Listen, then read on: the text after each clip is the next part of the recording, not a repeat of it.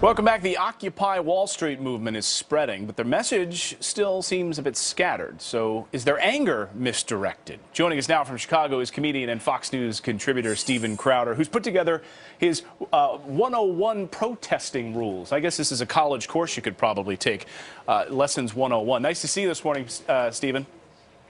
Glad to see you, sir. Yes, Protesting 101. If you watch the Occupy Wall Streeters, their interviews, they said you need to read some foreign literature to learn about protesting, bruh. But you don't. I got everything you need.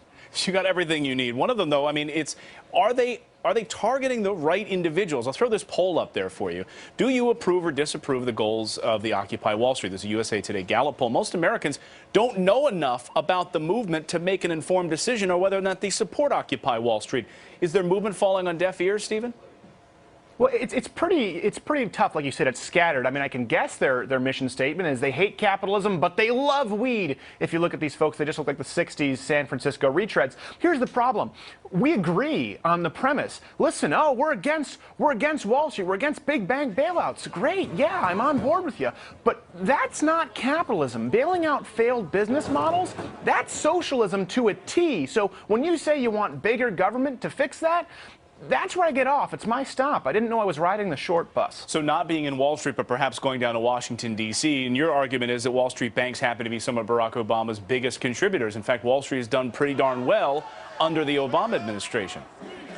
Oh, absolutely. I mean, I have the list in front of me here. We've got Goldman Sachs, Morgan Stanley. I mean, you just look at the who's who of his donors. But if you want to talk about political corruption, I also have a list of the top all-time political donors right here from 1989 to present. Why aren't we talking about the International Brotherhood of Electrical Workers? Why aren't we talking about teachers' unions? Do you want to talk about politicians who are bought and sold? I mean, big oil doesn't even crack the top 5. 15, I think, of the top 20 are some form of union. So listen, I'm completely against centralized power. I'm completely against kickbacks to giant, powerful political contributors. The only difference here is I don't believe that socialism is the way to fix that. And I don't think that anybody with two brain cells to rub together would think that. Or over-regulation, which is one of the criticisms that we're hearing out of this new Steve Jobs biography about President Obama and his criticism of him. Too much regulation. I'm Apple. I have to build my parts and things overseas. But yet the Occupy Wall Street guys were mourning the death of Steve Jobs. It seems like there are conflicting messages coming out of there, no?